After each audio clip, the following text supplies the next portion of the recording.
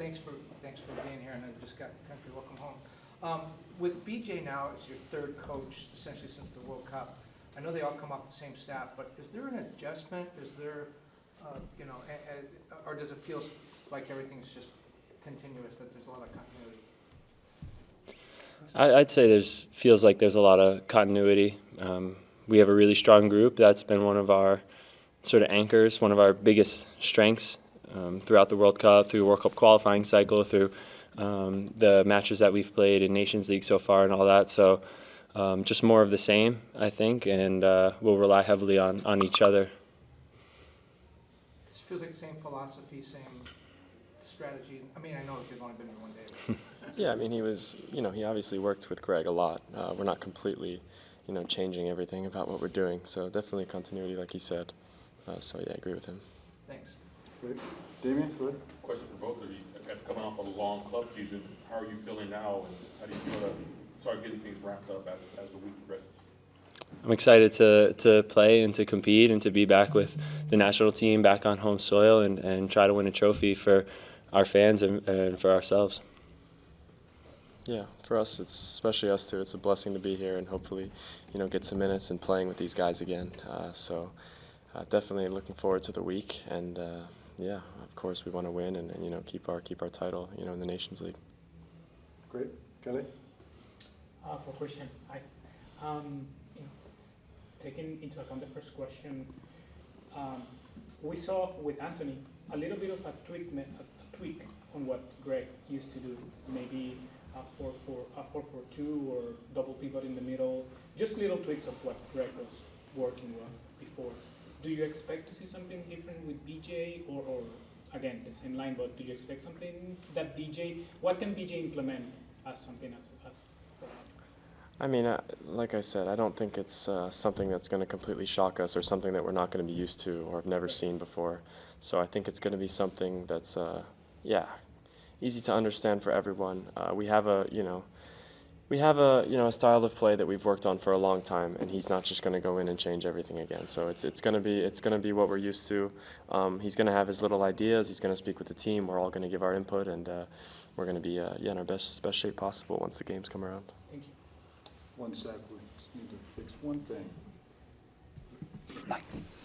Okay.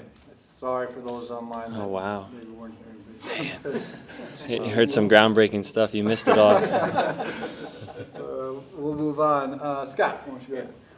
I just want to get you guys' thoughts on, especially looking ahead with Balogun coming in, what kind of impact do you think he's going to have? What you're expecting from him in camp?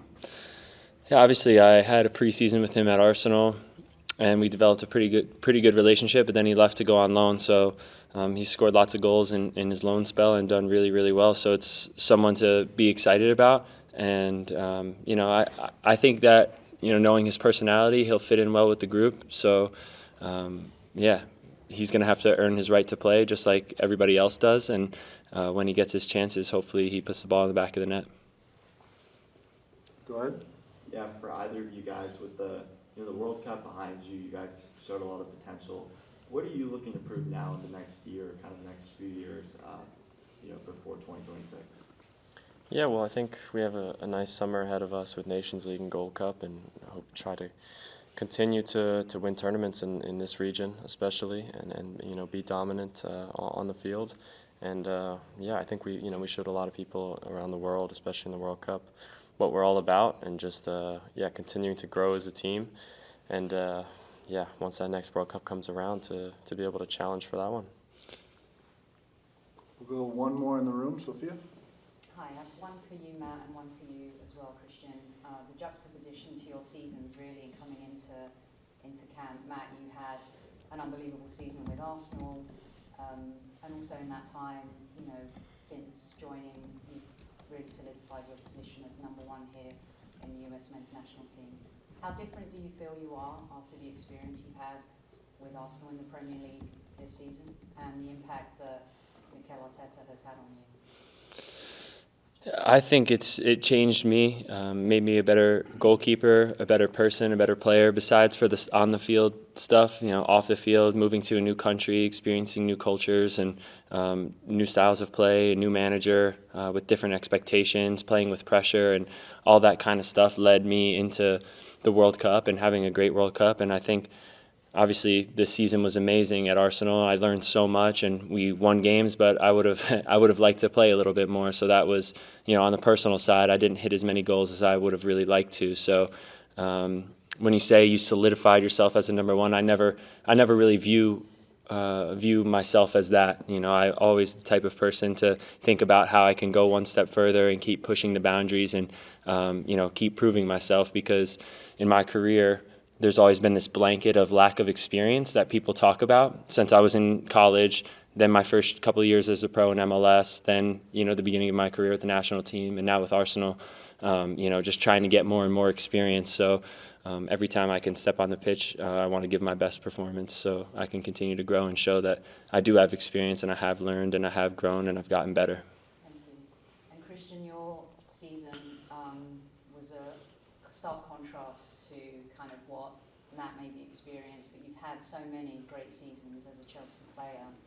You love your football, you love playing. Coming into camp, how are you feeling in terms of kind of changing that negative experience into something positive, being around your teammates here for your national country? Yeah, it's exactly that. It's been a really tough season for me personally and for our team, of course, at a club level. So for me, it's just about coming in here and having a fresh start and being able to be a part of a team that hopefully can come out and win some games. So I'm really excited to be here and just to get some minutes on the field and just get back to being that confident player that I know I can be and just find my footing again and just enjoying the game, because it feels like it's been tough to do that lately. Thank you both. All right, we're going to move to on Zoom. We'll do Steve Goff, then Doug McIntyre, and then Paul Tenorio. Bernice, can you unmute Steve's line? Hey guys, thanks for your time.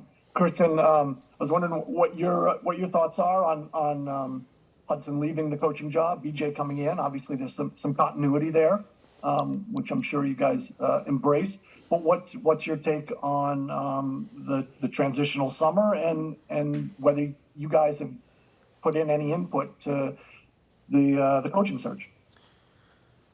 Yeah, obviously it's all come as a bit of a surprise for us, I think, with some of the changes, just as much as it is for you. So we're dealing with it as best we can.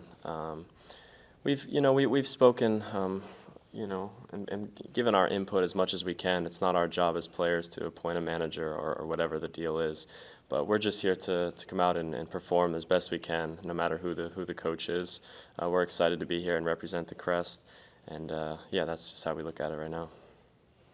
Great. We'll move to Doug.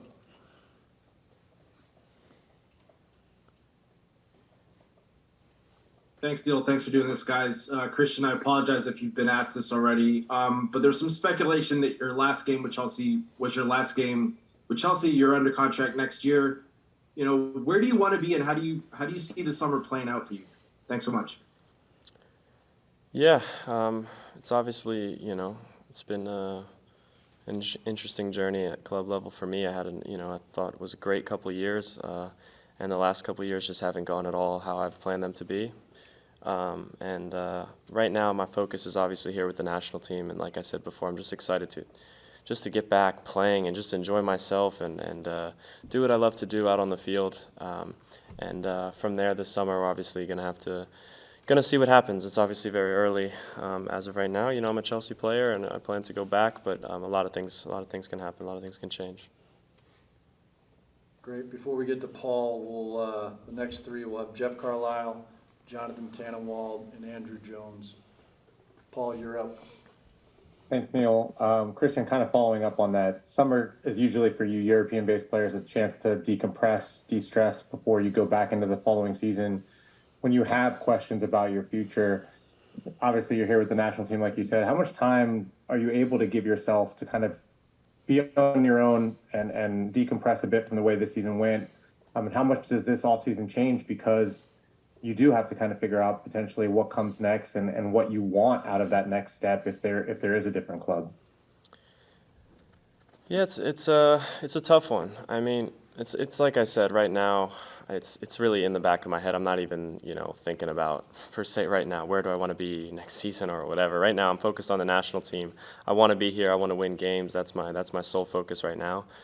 When the time comes, obviously, I need to also rest after this, get away from the game a bit and enjoy my break, see my family, all those kinds of good things. And then once it's time to make decisions and see what options I have, then I'll deal with it then. Yeah, until then I'm just focused here. Great, thanks. Jeff Carlisle, you're up. Thanks, Neil. Hi, guys. My question is for Christian. Just to piggyback on Steve's previous question, what are your thoughts on BJ taking over? Obviously he's a guy you're familiar with, and I'm curious what, if anything, changes when an interim manager takes the helm. You've experienced that a few times at Chelsea. Does your approach change? Does anything change? Yeah, I've had quite a few managers in my time, so I've dealt with change. BJ especially, he's been a part of Greg's staff. We know him well. We know what he's all about. He's not going to come in and try to change everything. Like I said before, he's gonna come in, give some new ideas, give input, and obviously make sure run by everything with the team, with some of the leadership guys. We're gonna have we're gonna be well prepared once the game comes around.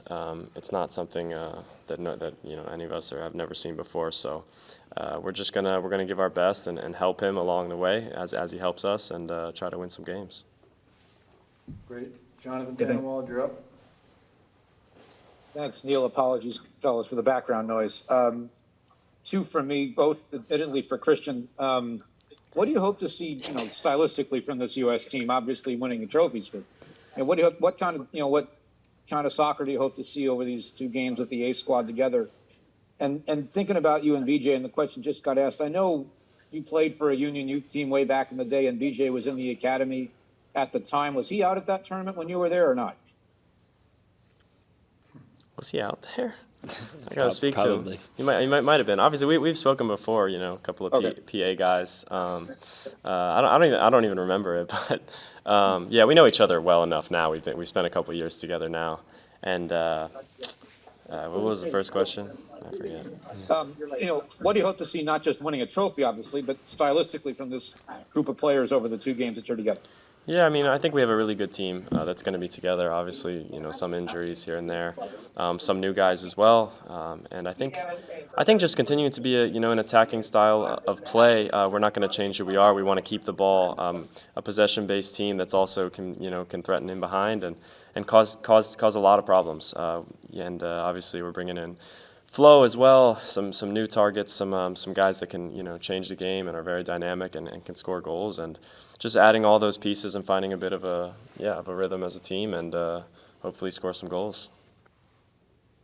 Great. All right, we're going to move to Andrew Jones. After Andrew, we'll do Ron Blum and Mike Waitala. Andrew, go ahead. Thanks, Neil. As always, first just ask to Matt. Matt, your thoughts on Flo coming in, being on the team, how the announcement went, the excitement that came from the fan base with that for your fellow Arsenal property being with the USMNT, and Christian, your whole thoughts on Aaron Rodgers now officially being a New York Jet. And I'll let you start. Yeah, I'll go first. Gotta clear my voice. I haven't talked in a while. Yeah, with Flo, it's a great situation. It's another dual national that the federation has gone out and been able to convince to come play, and I think that's not just the federation, but it speaks really highly of the people that we have in the locker room, and I think that Flo's a really talented player that's going to bring a fiery edge to the group. Like, he's a super competitive guy, and I think that fits in really well with sort of the people that we have in this locker room already. So he's going to be a great addition, creates more competition at that number 9 spot. And, just when you have competition like that, it just elevates everyone's game, around them. I'm very excited, man. It's gonna be a big year for the Jets. We already had a good team, and I'm obviously very excited. Aaron Rodgers is a legend, so big things ahead. As a huge Packer fan, I can say I agree. Rodgers is a huge legend, so good luck with him on the Jets. Let's move to Ron Blum. Christian, for you, what happened in the January period, November, December, with Greg and Claudio and Danielle and Gio? Do you think Greg at this point should be considered to stay on? Do you think he's been given a fair shake? And going forward, does the Federation need more structure to keep parents and friends of lobbying staff for playing time? I think he is still considered. I think he should be considered. I think he did a great job with the team. He brought us a long way. I think a lot of people and a lot of guys on the team especially would agree with that. And I mean, as far as your second question, there's no need to monitor that. That's just self-explanatory. Yeah, self-explanatory. So. All right, Mike Whitfellow. Got you. Thanks. Yeah. Hi, Christian. Thank you. What do you think your optimal role is with the national team? Is it what we've been seeing from you? Do you think it'll be the same for these next upcoming games, or do you think it evolves over your time with the national team? You said like my role, like position-wise, or just positionally? Is it the way we've been watching you play, or do you have? How would you describe it if someone's never seen you play for the national team? I like to think of myself as one of the leaders of the team. I've obviously been around for quite a while, so I think people, you can understand what position I play. A very just attacking style, and I try to create and help this team score goals, assist, and do things, especially on the attacking end of the field. But just being a leader and hopefully being there and leading by example at all time, whether it's, not just those things and being skillful and creative and scoring goals, but also just working hard and day in, day out in training, just being a leader and an example, I think is important. And it's what I strive to do, and especially for some of the young guys looking up, because I've seen it. It's important when you see an older guy, especially at a new club you go to, and that guy's given everything, and it really pushes you to do the same. So I always try to take that mindset. Great, thank you. We'll move to Manuel and then Ryan. Manuel, you're up. Hi, guys. Thank you. This is Manuel Medina from TE Sports from Mexico. I wanted to ask you both. A few days ago, your new coach, he said that even if the next game is against Mexico, there's nothing that will change in his preparation. It doesn't matter who their next rival is. I wanted to ask you guys if it matters, because of the rivalry between the two nations, not only in the nation, at country level, but also, like yesterday with the Concacaf Nations League and so on. So is it still a special game for you both? Thank you very much.